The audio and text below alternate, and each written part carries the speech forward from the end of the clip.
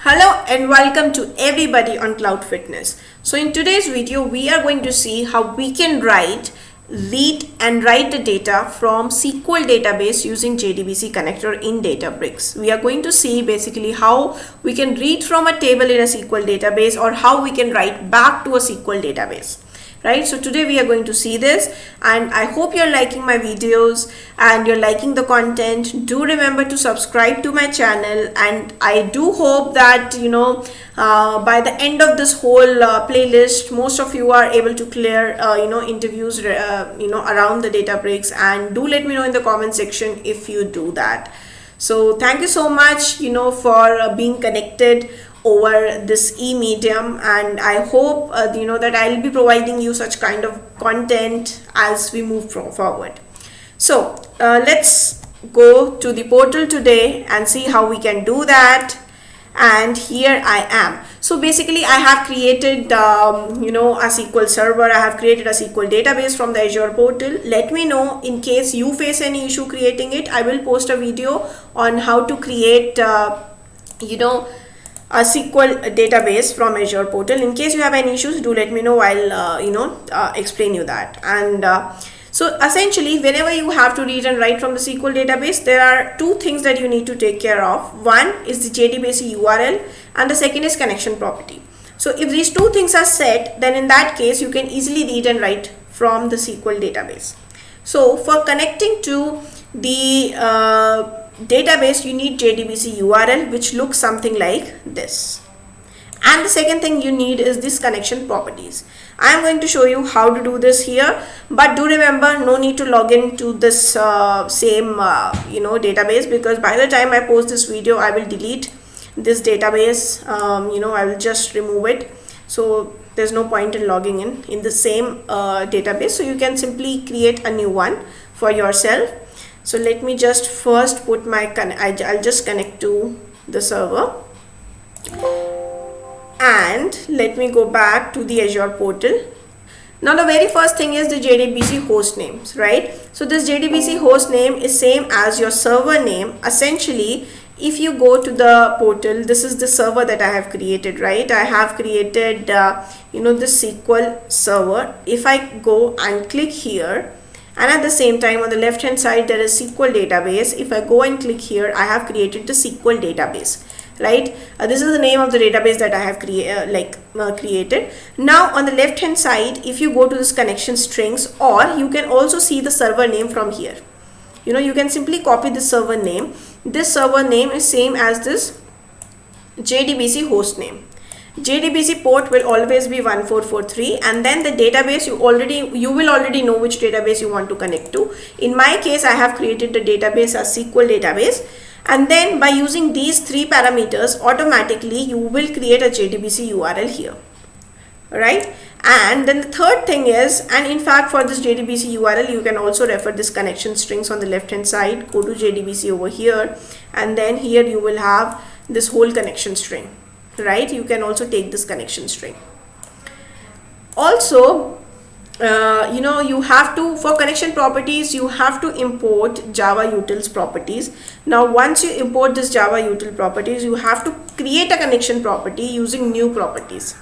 Now the moment you do that, you need to put your username and the password in this connection property. Now this username and password you would have already defined when creating the database. So here if I go, this is my username, admin server @ YouTube server 445. So don't think about the naming and all.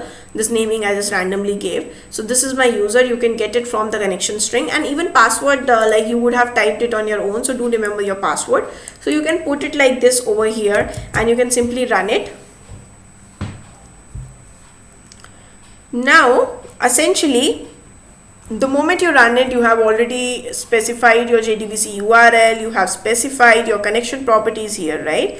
Also, now let me go back to this, right? So this is the server, and I have my database here, SQL database, which I was referring. Now in the SQL database, I have already created table here. Let me show you. I'm just expanding it. So I have this diamonds table, I have this employee table, I have this EMP table, I have EMPL table, I have employee table, right? I have these tables already over here. Now let's say I want to read from it. Now I will simply create a data frame, right? Val employees table is a data frame, spark.read, this is the API, spark.read.jdbc and JDBC URL. Now this URL we have already set it over here, right? This is the URL that we have set, right? And then we are going to write the name of the table, EMPL, this is the name of the table, this is the name of my employee table, and then this is the connection properties, right? Now this connection property also you have specified it here, right? You have already specified this property here in the connections. Now if I go here ahead and I run it, you will see that my employee data frame got populated. Now if I try to display my data frame, you will see that I'm able to see the same data which is actually present even in my database. So this essentially shows that I can read the data. Now let me in fact do select star on this, on this EMPL table. You will see that it also holds the similar columns, the similar data it holds. Okay, by the time this is running, I will essentially, what I'll do, I'll go down here in command 5. You can also manipulate the data here, right? Since it's an employee table, you have already seen it has employee ID, it has employee name, salary and age. Now what I can do is I can select the age as well as the employee salary from here, and then I can group by age, right? And get the average employee salary. Now this is basically I am trying to do a manipulation here, and then I'm trying to display the content after doing a manipulation. So this is how you can read the data from a table, from a SQL database table into your data frame, and then you can go ahead and try to do some manipulations on top of it. This is just a sample on how you can do it. Similarly, if you have a table in the database, in that case also you can simply, now since you already have established the connection, you can simply do select star from diamonds. Diamonds is a table which is present already here. Now you can actually go ahead and simply do a select star as well. Also, if you want to write to the database, right? If you want to write to the database, in that case as well, I'll tell you how you can do it. So let's say you already have a Spark table. I have done select star on the diamonds, right? So this select star on diamonds, I already have this table in my Spark. I don't have it in okay, I have the same table in the database. Maybe that's why it might sound confusing. I have this diamonds table. Okay, let me do one thing over here. So this diamonds is actually, this table is not a SQL database table here, right? It is a Spark table. I have created it using reading a file. I read a file and this is a Spark table, Spark Delta table. So this is a table which is inside Spark. It has nothing to do with your SQL. So I'm just reading it, reading the data here. So just think like that. And then I am taking the data from this table, spark.table diamonds, right? Take this diamond table and then with column renamed table number.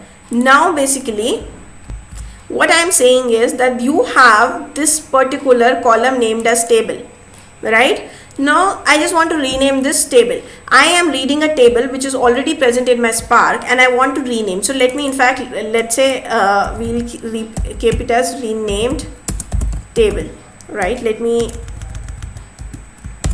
keep this name. So now I am trying to read this table, spark.table diamonds with column renamed. I have renamed this table column as renamed table, right? And dot write, this is the API again, dot write dot JDBC. Write it to the JDBC URL, and let me give some other name here. Let's say YouTube table. So I am actually reading it from diamonds, and then I am creating another table out of it, and I am loading the data there with column name renamed. So let me just run it. You will understand it. So the moment I run it, at the same time, if I go back here, so you can see this EMPL table has this data, same data. Let me just refresh it over here. So the moment I refresh it, you will see that I have the new table created. Command is still running. Okay, let me again go and I'll just refresh it.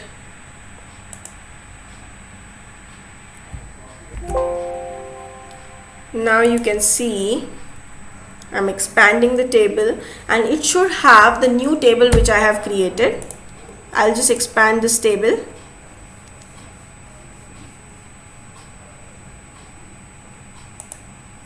Databases are really slow.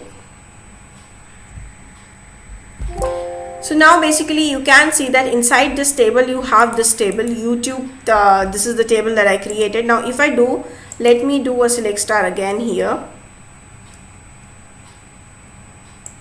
Okay, again it has hanged for some reason.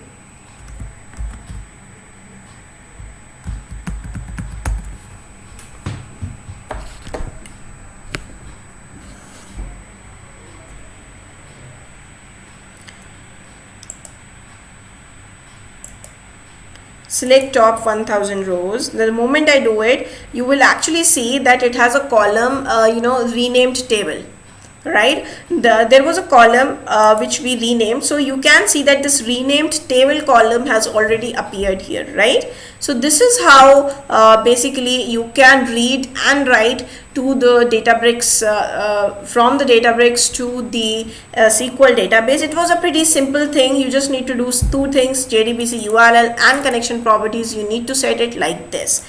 And do remember that we don't need to show the passwords here. We can actually save them in the key vaults, and there are other things to do that, secret scope, which we will talk about later, not that important as of now.